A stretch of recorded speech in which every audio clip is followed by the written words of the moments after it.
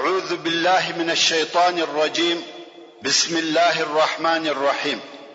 إن الحمد لله نحمده ونستعينه ونستغفره ونعوذ بالله من شرور أنفسنا وسيئات أعمالنا. من يهده الله فلا مضل له ومن يضلل فلا هادي له. وأشهد أن لا إله إلا الله وحده لا شريك له وأشهد أن محمدا عبده ورسوله. أما بعد. محترم ورونو، موږ د رسول الله صلی الله علیه و آله وسلم د هجرت واقعات بیانول او بیا مو وویل چې خالای ورته وویل قسم دی که موسی ابن عمران راغلی وای تا به داسې تکبیر نه وای ویلی. عبد الله ابن سلام رضی الله تعالی عنہ ورته وویل خاله دغه سړی او موسی ورونه دي، هغه نبی وو او دی هم نبی دی. خاله ورته وویل ستا پر حال دی افسوس وي، ته څنګه وایې چې دا سړی نبی دی؟ عبد الله ابن سلام رضی الله تعالی عنہ ورته وویل هغه ټول علامې چې د نبی آخر زمان په باره کې په تورات کې ذکر شوی دي هغه ټول په دې کې موجود دي. عبد الله ابن سلام رضی الله تعالی عنہ هم په تلوار د بني نجار و منطقه ته ورغلی او د رسول الله صلی الله علیه و آله وسلم څخه ځینې داسې پوښتنې وکړې چې جواب یې بل نبی څخه او بل چاته نور معلوم. کوم وخت چې صحیح جوابونه واورېده پر هغه ځای او په هغه ساعت ایمان راوړي. عبد الله ابن سلام رضی الله تعالی عنہ هغه اول يهودي دی چې په اسلام مشرف کیږي او بیا یې رسول الله صلی الله علیه و آله وسلم ته وویل یا رسول الله يهود تهمتي او بهتان وینکی قوم دی، د مخه تر دې چې تزما په باره کې پوښتنه ځنی وکړي کزما په اسلام خبر سوه ستا په حضور کې پر ما بهتان او تهمتونه وایي، نو د مخه تر دې چې زما د اسلام خبر نشر سي يهود او د هغو مشران را وغواړه او د دوی څخه زما په باره کې پوښتنه وکړه. رسول الله صلی الله علیه و آله وسلم يهود را وغوښته او عبد الله ابن سلام رضی الله تعالی عنہ دالته په یو خونه کې پټ شو. يهود راغله او کښینسته. رسول الله صلی الله علیه و آله وسلم دوی و اسلام ته دعوت کړه، خو دوی انکار کوي او اسلام نه قبلوي. بیا نو رسول الله صلی الله علیه و آله وسلم د عبد الله ابن سلام په باره کې پوښتنه ځنی وکړه چې عبد الله ابن سلام په تاسو کې کم مقام او درجه لري. يهود ویل هغه په مشکل لوی عالم او د لوی عالم زوی دی، زموږ سردار او د سردار زوی دی، په مشکل د شه او لوی مقام خاوند دی. رسول الله صلی الله علیه و آله وسلم و فرمایل که هغه ایمان راوړي بیا تاسو څه وایاست؟ يهود ویل الله دې د دې کار څخه وساتي او دا جمله دوه درې واره تکرار کړ. عبد الله ابن سلام رضی الله تعالی عنہ دا هغه پټ ځای څخه راووتی او ویل اشهد ان لا اله الا الله واشهد ان محمدا رسول الله. دا پر يهودو لوی دلیل وو چې دا دین حق دی، مګر يهودو څه وویل؟ يهودو وویل دی په مشکل به عقل درواغجن او جاهل دی او د نور بد یې بیانول. دغه د يهودو غدر او خیانت دی. لږ وخت د مخه اقرار کاوه چې عبد الله په مشکل عالم مشر او شریف دی، مګر چې ویل د چې خبره د دوی په نفع او فائدہ نه ده. نور څه وایي؟ ورونو، يهود وفا او وعده نه لري. په عربي کې متل دی چې وایي اليهود ليس لهم العهود. دا هغه اوله تجربه و چې رسول الله صلی الله علیه و آله وسلم او مسلمانانو ته د مدینه منورې د داخليدو په اوله ورځ حاصله شوه. ورونو، موږ د نوې ټولنې د جوړېدو لپاره د مشکلاتو خبرې کولې او دغه ذکر شوی د درو ډلو مسلمانانو، مشرکانو او يهودو مشکلات هغه مشکلات و چې د داخله څخه متوجه و، مګر د خارجه څخه هغه شریره قوه چې د مسلمانانو ضد او د اسلام دشمنه و هغه قریش و. د لسو کلو راهیسه هغه چې مسلمانان د دوی تر لاس لاندې و د عذاب ټوله طریقې کوهل او ټکول و، که عذابونه او آزارونه و. کلوږي او مقاطعې وې ټول یې پر استعمال کړې. بیا چې مسلمانان و مدینه منورې ته هجرت وکړي او لاړه، د دوی ټول مالونه کم ځکه وې که کورونه که مالونه و که حیوانات ټول یې غصب او مصادره کړه. د دوی او د دوی د ښځو او اولادو په مابین کې جلاوالی راوستی او پر کومو کسانو چې قدرت پیدا کړي هغه بندیان کړه او عذابونه یې ورکول. یوازې دا نه و بلکې د رسول الله صلی الله علیه و آله وسلم چې د اسلامي دعوت خاوند وو د وجلو اراده هم وکړه چې دی علیه الصلاة والسلام او د دعوت ټول د بین یوسي او دغه د سیسې د عملي کولو لپاره خپل ټول طاقت استعمال کړي. پس له دغه ټولو عذابو او آزارو چې مسلمانانو وداسې مځکې ته هجرت وکړي چې د دوی څخه 1500 کیلومتره لرې و، بیا یې په سیاسي عمل لاس پورې کړي. قریشو په عربو کې دینی او دنیوي صدارت او ریاست درلودي ځکه دوی د حرم اوسیدونکي وو او د بیت الله شریف تصرف د دوی په لاس کې وو. نو یې د جزیره العرب نور مشرکان د اهل مدینه پر ضد وپارول تر داسې اندازې چې مدینه منوره د شدید مقاطعه په حالت کې شو. واردات یې لږ شو او هلته د مهاجرو مسلمانانو شمیر ورځ په ورځ زیاتېدی.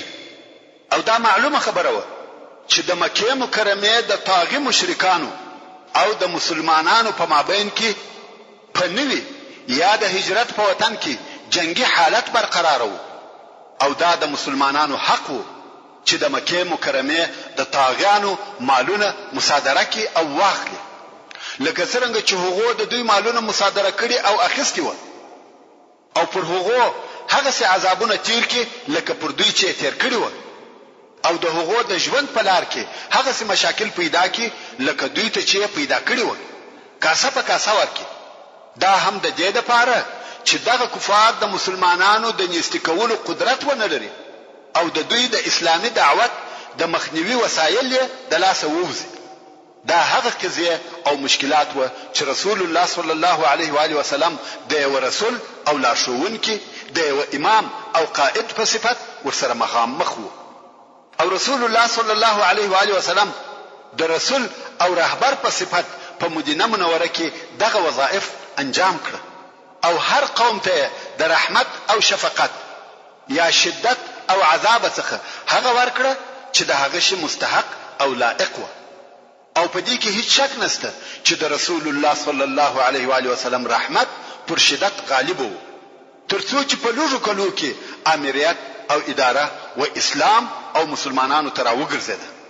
وینکی یا اوریدونکي به دغه کیفیت پراتونکي بیان کې پښکارا سره وویني څنګه چې موږ اوس د هجرت د شروع واقعات بیانوو. نو یو واقعه دا و چې د هجرت په شروع او ابتدا کې د انصارو د مشرانو څخه یو مشر چې اسعد ابن زراره رضی الله تعالی عنه وفات. دا هغه څوک دی چې تر هجرت د مخه د جمعې اول منځ د رضی الله تعالی عنه په کور کې ادا او دغه المنځه خطبه هم د رضی الله تعالی عنه وویل.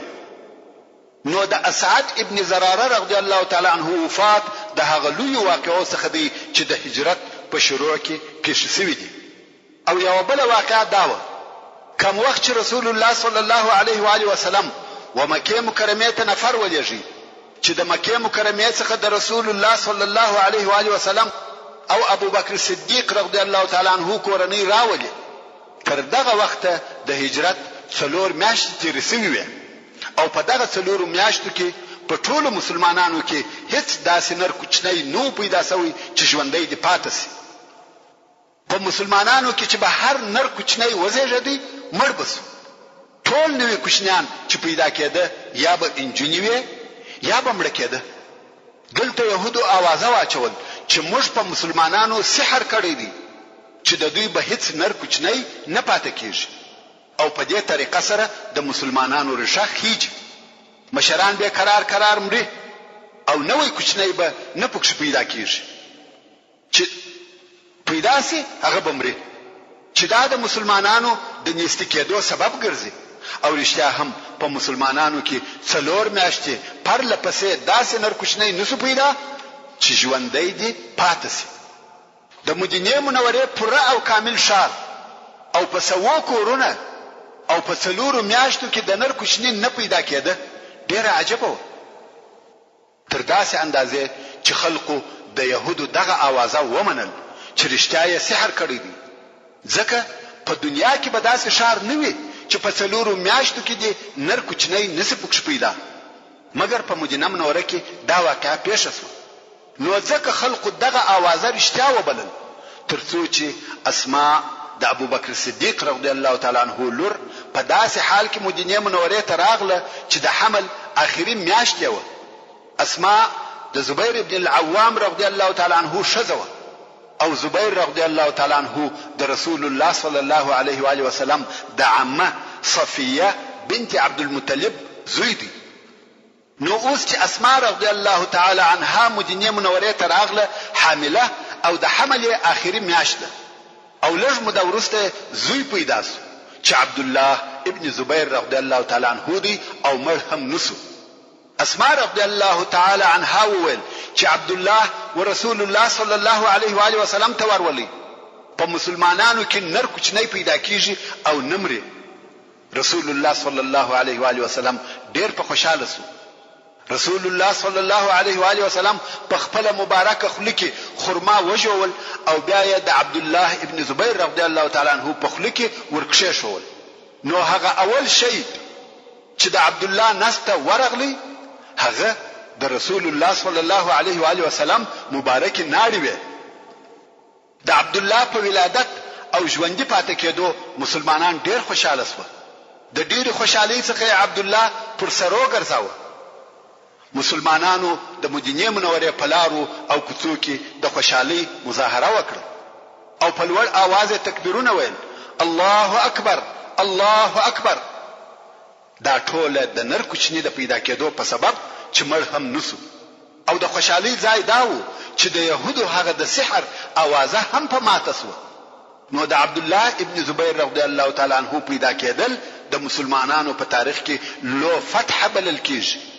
عبد الله ابن عمر رضی الله تعالی عنہ چې د عبد الله ابن زبیر رضی الله تعالی عنہ د ولادت ورځ لیدلې ده چې په دغه ورځ صحابه کرامو د زیږیدو په سبب تکبیرونه ویل، او بیا یې د رضی الله تعالی عنہ د شهادت ورځ هم ولیده چې د حجاج بن یوسف الثقفي لشکرو شهید کی او هغه هم تکبیر وایه. نو عبد الله ابن عمر رضی الله تعالی عنہ وای د عبد الله ابن زبیر د پیدا کېدو ورځ مې ولیده او بیا مې د شهادت ورځ ولیده. قسم په الله هغه کسان چې د ولادت په ورځ تکبیر وایه تر هغو کسانو ښه او بهتر و چې د شهادت په ورځ تکبیر وایه. ورونو د ولادت په ورځ صحابه کرامو تکبیر وایه او د شهادت په ورځ د حجاج یاغي او باغی لشکرو تکبیر وایه. او په دغه وختو کې رسول الله صلی الله علیه و آله وسلم ام المؤمنین حضرت عائشه رضی الله تعالی عنها په نکاح کړه. ورونو دغه یو څه واقعات می ستاسو د معلوماتو د زیاتوالي لپاره درته بیان کړه. موږ مخکې وویل چې رسول الله صلی الله علیه و آله وسلم د جمعې په ورځ د هجرت په اول کال د ربيع الاول د میاشتې په 12 تاریخ چې د میلادي 622 کال د سپتمبر د میاشتې د 29 تاریخ سره برابر وو په مدینه منوره کې د بني نجار په منطقه کې د ابو ایوب انصاری رضی الله تعالی عنہ د کور مخته د خپل اوښ څخه کښته او وی فرمایل ان شاء الله منزل یا د استوګنې ځای دلته دی. او بیا د ابو ایوب انصاری رضی الله تعالی عنہ وکور ته ولاړی او اول هغه کار چې رسول الله صلی الله علیه و آله وسلم د هغه په عملي کولو شروع وکړه هغه پر هغه ځکه چې اوښ هلته چوکسوي و د مسجد جوړول و او دغه ځکه یې د هغه د مالکانو څخه چې دوه یتیم هلکان و رانیول او د مسجد د جوړولو په کار کې په خپل رسول الله صلی الله علیه و آله وسلم حصہ اخیسته چې خشتي او ډبرې به نقلولې او دغه په کار کې د رسول الله صلی الله علیه و آله وسلم اشتراک د صحابه کرامو نشاط او احساسات زیاتول تر داسې اندازې چې یو دغه شعر هم ووایي لئن قعدنا والنبي يعمل لذاك منا العمل المضل يعني کومش کښینو او رسول الله صلی الله علیه و آله وسلم کار کوي دغه ناسته زموږ د پاره گمراه کوونکی کار دی او دغه مزکه چې خرابم زکوه په هغه کې د مشرکانو په خواني قبرونه و جوړې کندې وي د خرما درخت وي او د غرقد درخت پکښې و د رسول الله صلی الله علیه و آله وسلم په امر سره د مشرکانو قبرونه وکندل سو او خاورې وغورځول سو هغه کندې اواري او سیده سو د خرما او غرقد درختي پرې کړل سو په دغه وخت کې قبله د بیت المقدس و طرف ته و د مسجد د پایو دیوالونه په ډبرو پورته سو او نور دیوالونه په اومو خشتو او خټو پورته سو چاتیه د خرما په شاخلو پټ کړل سو او د مابین عمودونه د خرما د درختي د تنو څخه ورکړل سو پرمځکه شګي او ریګ اوار سو و مسجد ته درې دروازې ورکول سو د مسجد اوږدوالی 100 ذراع او بریه هم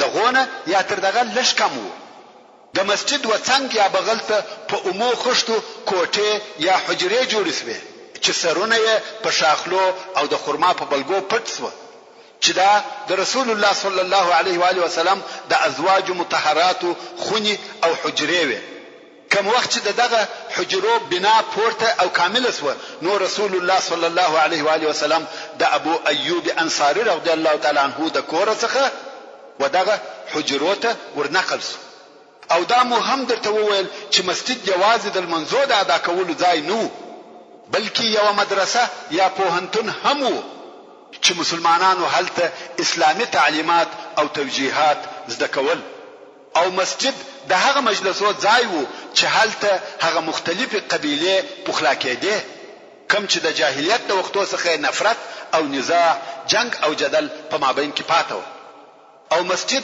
د اسلامي شؤونو د ادارې ځای وو او مسجد لکه د نن ورځې پارلمان هلته مشورتي او تنفيذي مجلسونه کېده پر دې ټولو سربېره مسجد د هغو کسانو د استوګنې کور هم وو چې فقیر مهاجر و چې نه کور درلودي نه اهل نه اولاد درلودي نه قوم او د هجرت په اول کال کې د المانزه د رکعاتو د زیاتوالي وحي نازل شو ورونو د المانزه په متعلق درې مرحله تیر شوې دي په اوله مرحله کې المنز اختیاري وو فرض نو هر چا چې به هر وخت هر څونه المنز کاوه د خوښو هو رسول الله صلی الله علیه و آله وسلم خلق والمانزه ترابلل او تشویقول خو فرض نو اختیاري وو بیل د شپې د المانزه څخه چې دغه د شپې المنز د یا ایها المزمل قم الليل الا قليلا په نزول سره اول یوازې پر رسول الله صلی الله علیه و آله وسلم فرض سو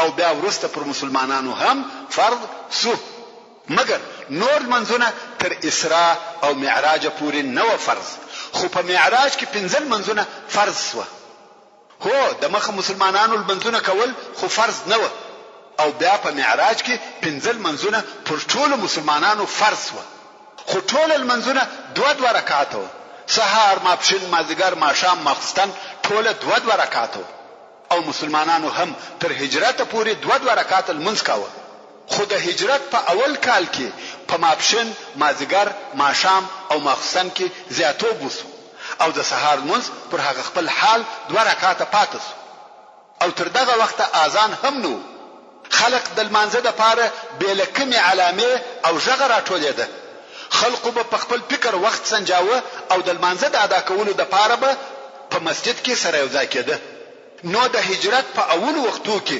رسول الله صلی الله علیه و آله وسلم د داسې شی په باره کې فکر کاوه چې په هغه سره خلق خبر سي چې وخت د منځه دی او په دې باره کې د صحابه کرامو سره مشوره وکړه ځنو ویل چې بوق یعنی تلی به پیدا کو دا یې نس وخوشه ځکه يهودو دغه تلی استعمالول او چا بیا ویل چې ناقوس یعنی سرنا به پیدا کو دا یې هم نس وخوشه ځکه سرنا بیا نصاراو استعمالول خو په دغه ورځ پر کم خاص شي اتفاق ونسو او سره ولاړ. یو صحابي چې نوم یې عبد الله ابن زید وو خوب ولیدي. ویل دی چې یو سړی چې زرغونه کالی اغوستي دي یو سرنا ور سره ده. عبد الله ورته ویل سړی دا سرنا نه خرڅوي؟ هغه ویل څه پکوي؟ عبد الله ویل موږ د لمانځه د پاره خلق په خبرو وو. سړی ویل تر دغه شې دروښه؟ عبد الله ویل هو.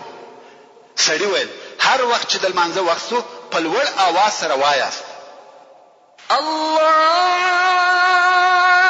اکبر الله اکبر الله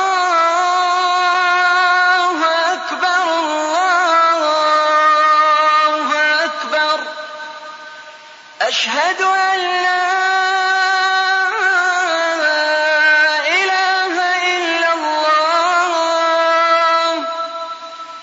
أشهد أن لا إله إلا الله أشهد أن محمد رسول الله أشهد أن محمد رسول الله حي على الصلاة حي على الصلاة حي على الفلاح حي على الفلاح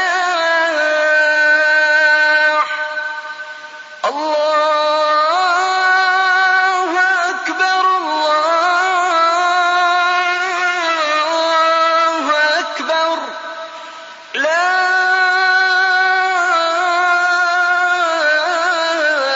إله إلا الله. عبد الله ابن زید چې د خوب راويښتو رسول الله صلی الله علیه و آله وسلم ته ورغلی او خپل خوب یې ورته ووایه. رسول الله صلی الله علیه و آله وسلم و فرمایل دا ښه خوب دی او دغه جمله و بلال رضی الله تعالی عنه ته وروشه ځکه د هغه आवाज لوړ او شدي.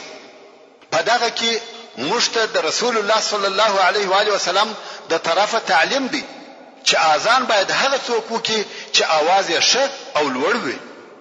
نو مؤذن باید د ښه आवाज خاوند وي ځکه خوب عبد الله ابن زید رضی الله تعالی عنه لیدلی وو او رسول الله صلی الله علیه و آله وسلم ورته ویل چې اذان دی بلال وکړي. اوس چې بلال رضی الله تعالی عنه لوړ و مسجد ته وختي او اذان کوي په دغه وخت کې حضرت عمر رضی الله تعالی عنه بدو او په دغه اذان د خوب راويښت. خو په دغه وخت کې در رضی الله تعالی عنه هم دغه خوب لیدي چې اذان پکښې و. نو جر ورسول الله صلی الله علیه و آله وسلم ته ورغلی ویل یا رسول الله والله ما دغه شی په خوب لیدي. رسول الله صلی الله علیه و آله وسلم و فرمایل هو د خبرتیا د پاره دغه ښه او بهتر شی دی. او بیا پر دغه اذان وحی هم نازل شوی چې اذان یې ثابت او قائم کړي. دا دغه اذان د مشروعیت قصه و چې هر ورځ 15 واره د دنیا په آفاقو کې پورته کیږي او د عالم الوجود ټول اطراف پریږدي. ورونو لکه څنګه چې رسول الله صلی الله علیه و آله وسلم د مسلمانانو د جمع کېدو الفت او محبت لپاره مسجد جوړ کړي د غرنګ یو بل کار هم وکړي چې د تاریخ په اوږدو کې ځلاند او روښانه کار دی چې هغه د مهاجرینو او انصارو په مابین کې ورورګلوي و. ورونو دا خو درته معلومه ده چې مهاجرین وهغه مسلمانانو ته ویل کیږي چې د مکه مکرمه څخه یې و مدینه منوره ته هجرت کړی دي او انصار د مدینه منوره هغه مسلمانان دي چې د رسول الله صلی الله علیه و آله وسلم اسلام او مهاجرینو کومک او نصرت کوي. بیا نو رسول الله صلی الله علیه و آله وسلم د انس ابن مالک رضی الله تعالی عنہ په کور کې د مهاجرینو او انصارو په مابین کې ورورګلوي جوړ کړه. هغه داسې په دغه وخت کې او په دغه کور کې ټول 90 نفر موجود و چې نیم یې مهاجرین و او نیم یې انصار و. د رسول الله صلی الله علیه و آله وسلم په امر یو د انصارو او یو د مهاجرینو څخه سره ورونه سو. امر داسې و چې د انصارو څخه د هر نفر د مهاجرینو یو نفر د ځان لپاره اختیار کی او د ځان ورور دی وبولي، او هر ورور دی پس له مرګ څخه د هغه بل ورور د هغه میراث وړي. نذوی الارحام یعنی هغه اقرباو ته میراث نه رسیږي، بلکې دغه اوسنی ورورګلوي دوی په میراث کې شریکوي. او دغه د میراث وړلو حکم د بدر تر غزا پورې دوام درلودي، کوم چې بیا د الله جل جلاله دا قول نازل سو چې د سورة الانفال په 15 نمبر آیات کې فرمایي وَأُولُو الْأَرْحَامِ بَعْضُهُمْ أَوْلَى بِبَعْضٍ. نو برته د میراث حکم وهغه خپل اقرباو ته وګرځیدي. او دا کار په دې سبب وو چې هغه د جاهلیت قومي عصبیت د بین ولاړ سي، د رنگ، نسب او وطن فرق او اختلاف ورکسي، او یوازې اسلام د خلقو د تعلق او دوستۍ سبب وګرځي. او هیڅوک وهي چاته نسی ورنږدې کېدلای بل خپل اخلاق او تقوا څخه.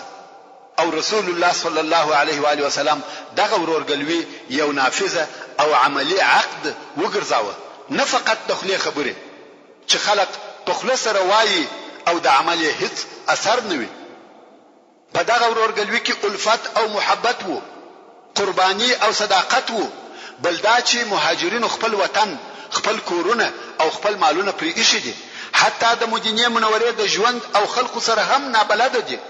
نو چاره نسته چې یو نفر یې مسؤلیت پر غاړه وانخلي. د رسول الله صلی الله علیه و آله وسلم په امر د مهاجرینو او انصارو په مابین کې فورا واقعي ورورګلوي شروع شو. امام بخاری رحمه الله روایت کوي کوم وخت چې مهاجرین مدینه منورې ته راغله او رسول الله صلی الله علیه و آله وسلم د مهاجرینو او انصارو په مابین کې ورورګلوي برقرار کړه، سعد ابن ربيع رضی الله تعالی عنه چې د انصارو څخه دی، عبدالرحمن ابن عوف رضی الله تعالی عنه چې د مهاجرینو څخه دی، په ورورګلوي اختیار کړ. نو سعد رضی الله تعالی عنه او عبدالرحمن ته وویل په انصارو کې زه د ډیر مال خاوندم، نو زما مال پر دوه حصو وویشه، او زه دوه ښځې لرم، پکښې وګوره هر یوه چې دې خوښه وي زه به یې طلاقه کړم، چې عده یې تېره سوه ته په نکاح کړه. مګر مهاجرینو د دې مسئلې څخه د ځان په ګټه کار نه اخیستی، بلکې عبدالرحمن ابن عوف رضی الله تعالی عنه ورته وویل وروره ستا په اهل او مال کې دی الله برکت درواچوي، ما ته صرف ستاسې بازار راوښیه، ستاسې بازار چیرې دی؟ عبدالرحمن ابن عوف رضی الله تعالی عنه پیسې نه درلودې، مګر په اقتصاد او کاروبار پوه سړی و، الله عزوجل برکت پر ایښی و. رسول الله صلی الله علیه و آله وسلم فرمایي عبدالرحمن ابن عوف که خاوري خرڅ کې هم به ګټه وکړي. کوم وخت چې عبدالرحمن ابن عوف رضی الله تعالی عنه وفات سو، پاته مال یې د سرو زرو 8 میلیونه دینار و، لکه اوس چې یو سړی 8 میلیونه پهلوي ولري. نو ویل بازار راوښه، د بني قینقاع بازار وروښوي.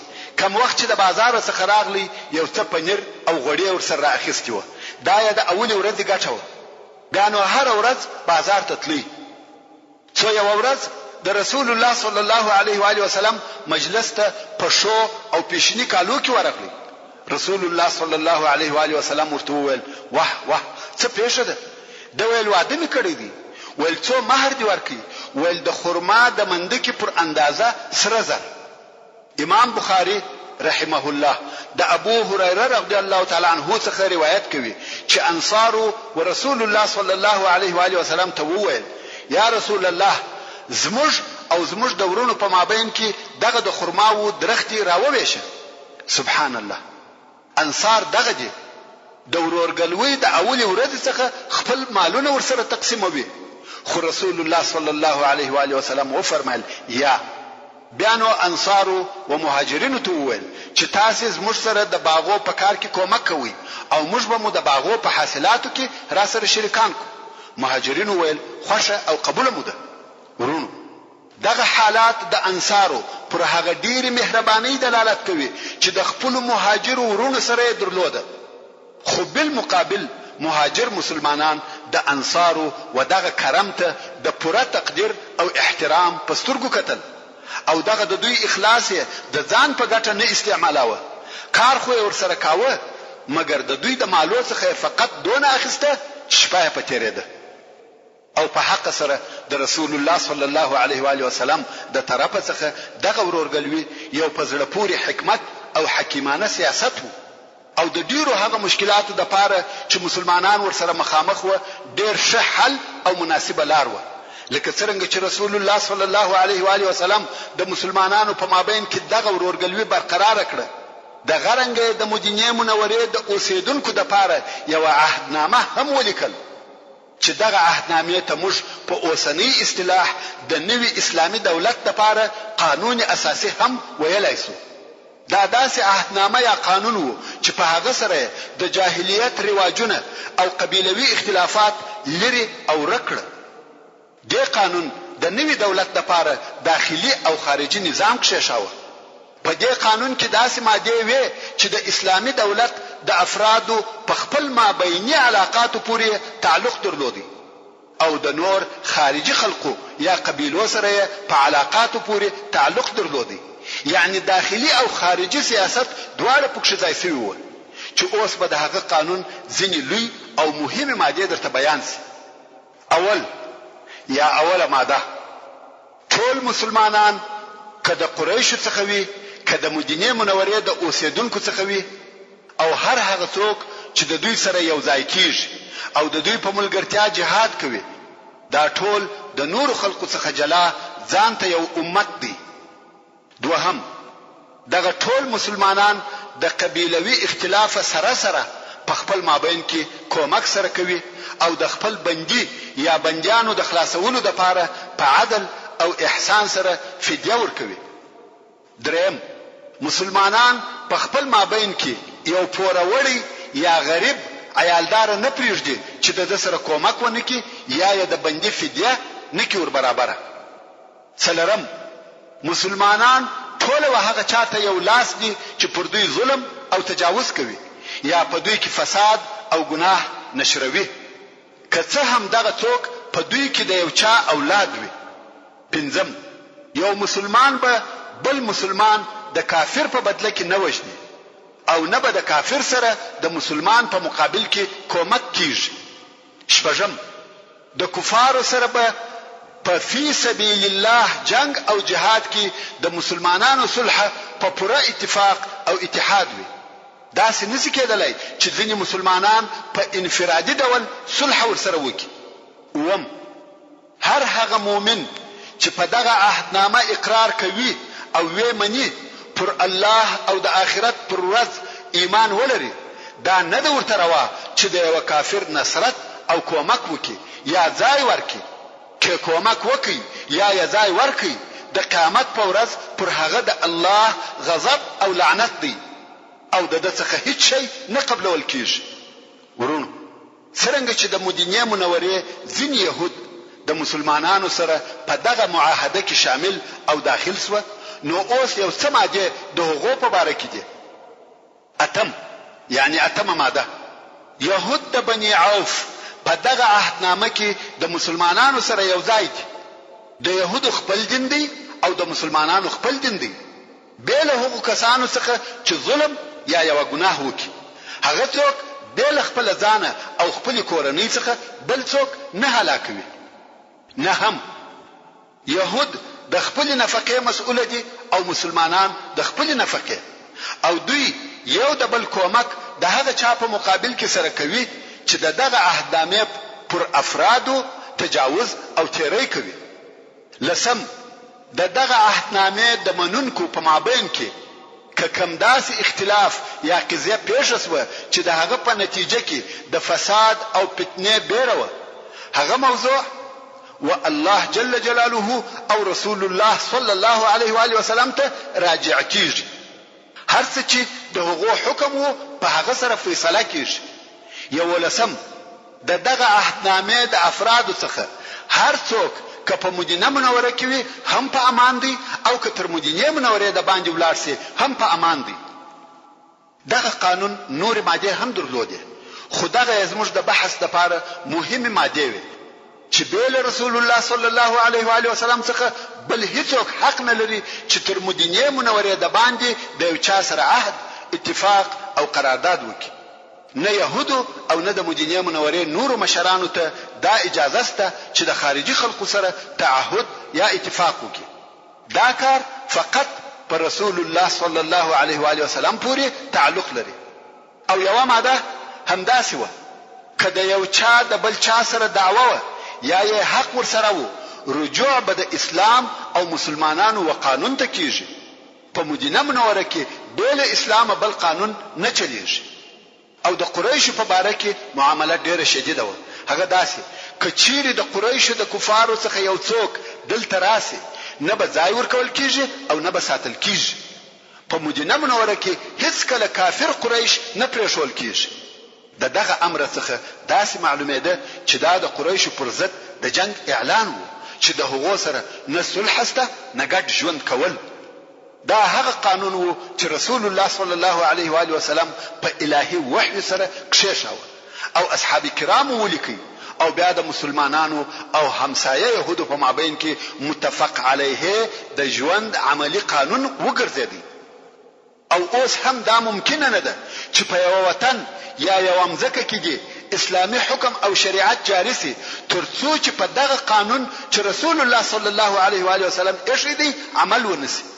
ځکه چې په عین وخت کې د شریعه احکام او حکم هم داسې دی لکه دغه قانون. ورونو دغه قانون د اسلام پر عدالت دلالت کوي. تاسو ولیده چې رسول الله صلی الله علیه و آله وسلم د يهودو سره د ژوند کولو څونه عادلانه ماده کښېښولې. که په دغه مادو د يهودو د طرفه عمل سوی وای دا ممکنه و چې د مسلمانانو او يهودو ژوند ته شیخ خوږې میوې راوړي وای. خو بدبختانه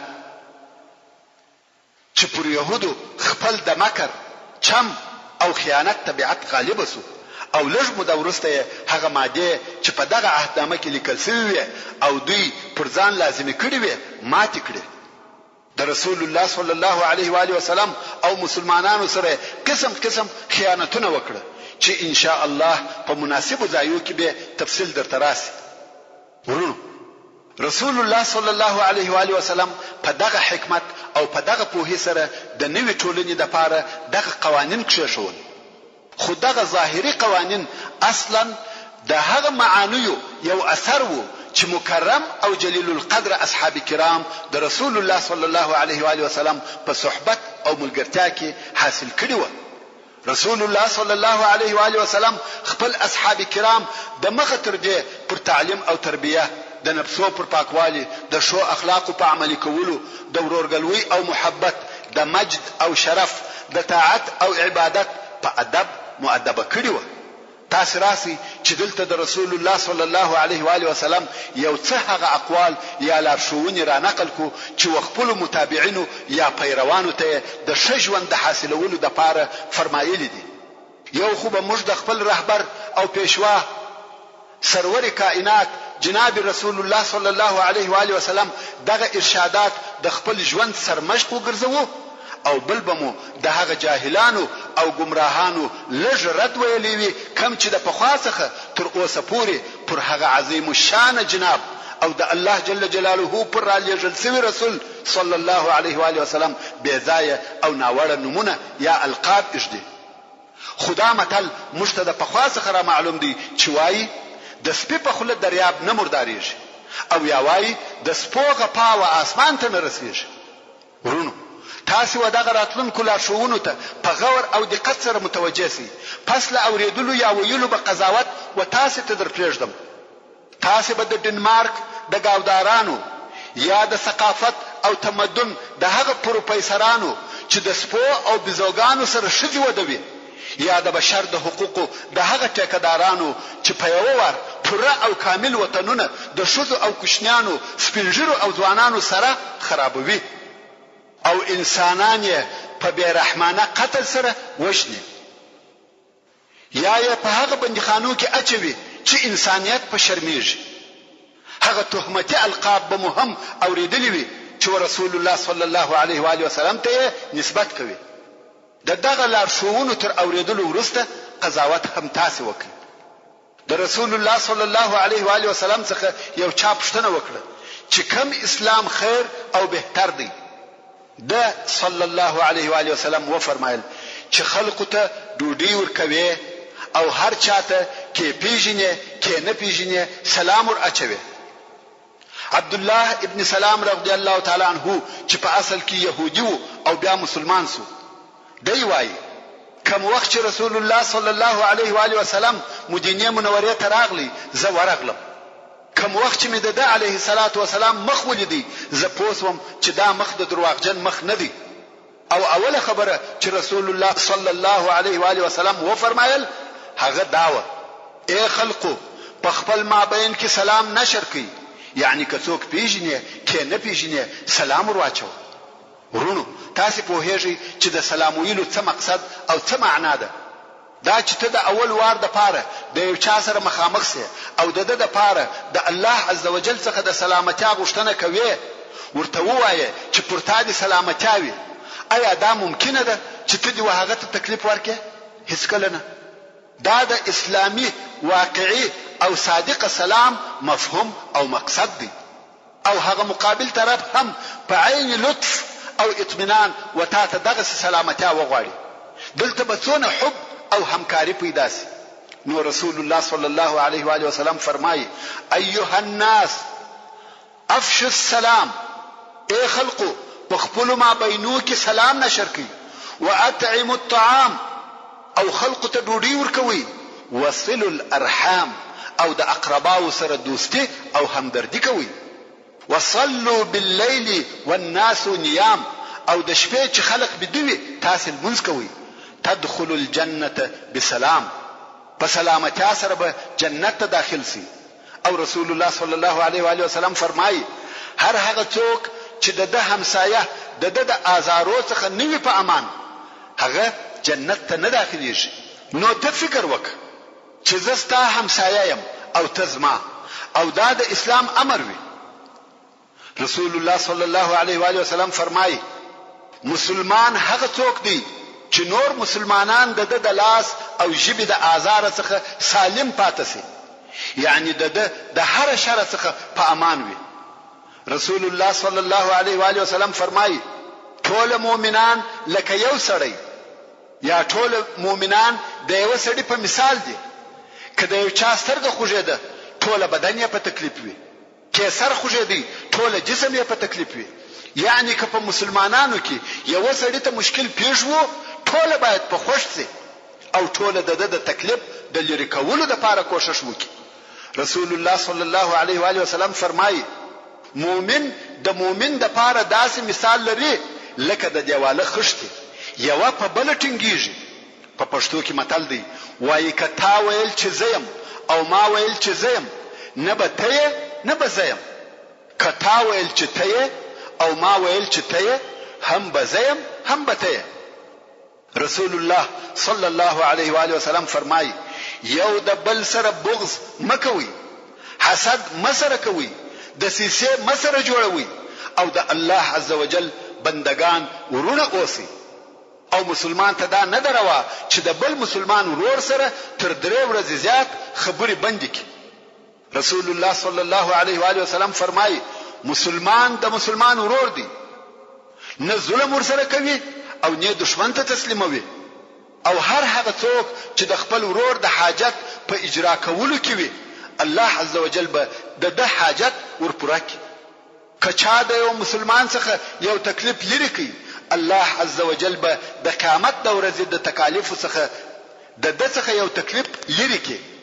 کچا د یو مسلمان پرده وکړه الله عزوجل به د قیامت په ورځ د پرده وکړي. او رسول الله صلی الله علیه و آله وسلم فرمایي پر هغه چا رحم وکي چې په مځکه کې دي هغه څوک به رحم در باندې وکي چې په اسمان کې دي. رسول الله صلی الله علیه و آله وسلم فرمایي هغه څوک مؤمن نه دی چې دای ځان مړوي او څنګه ته همسایه وژوي. رسول الله صلی الله علیه و آله وسلم فرمایي مسلمان ته بد ویل فسق دی او جنگ ورسره کول کفر دی. رسول الله صلی الله علیه و آله وسلم د لارې څخه د آزار د شلری کول لکه سشه د بره د کېلې پوستکی او داسې نور صدقه بللې ده. او د ایمان د حصو څخه یې یوه حصه بللې ده. رسول الله صلی الله علیه و آله وسلم خلق د خیرات ورکولو ته تشویقول او د خیرات داسې فضایل یې ورته بیانول چې د خلقو په زړو کې خیرات خوښ ګرځېدی. رسول الله صلی الله علیه و آله وسلم فرمایي صدقه او خیرات ګناهونه داسې پټوي لکه اوبه چې اور وژني. ورونو دا پر غریبانو رحم سو. رسول الله صلی الله علیه و آله وسلم فرمایي هر مسلمان کبل مسلمان ته د لڅوالي په وخت کې کالی ورکړه الله عز وجل به د جنت کالی په واغوندي. هر مسلمان کبل مسلمان ته په لوږه کې خواړه ورکړه الله عز وجل به د جنت د میوو څخه خواړه ورکړي. او هر مسلمان که تږی مسلمان وبکي الله عز وجل به رحیق مختوم په وچشي. رحیق مختوم د جنت ښه شربت دی. او رسول الله صلی الله علیه و آله وسلم فرمایي خپل ځانونه د دوزخ د اور څخه وساتئ که څه هم د نیمې خرما په خیراتولو سره وي. که هغه هم ونه لرئ نو په ښه خوږه خبره سره. او پر دغه ټولو ارشاداتو سربیره رسول الله صلی الله علیه و آله وسلم خلق و عفت او نسوال کولو ته دعوتوي. د صبر او قناعت فضائل ورته بیانوي او فرمایي که چا فقر او سوال کاوه د قیامت په ورځ به پر مخ خوش نه وي. البته د دې حکم څخه هغه سوالګر وتلی دی چې د ډیر ضرورت په وخت کې د چا څخه یو شی وغواړي. د دغه لارښوونو ترڅنګ خپل اصحاب و عباداتو او هغه اجر او ثواب ته تشویقول چې د الله عز وجل سره و.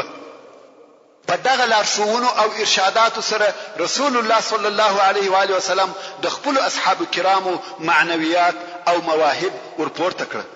محترم ورونو زموږ د بحث پاتې حسابه ان شاء الله تعالی پراتونکو کې واوري. سبحان ربك رب العزة عما يصفون وسلام على المرسلين والحمد لله رب العالمين.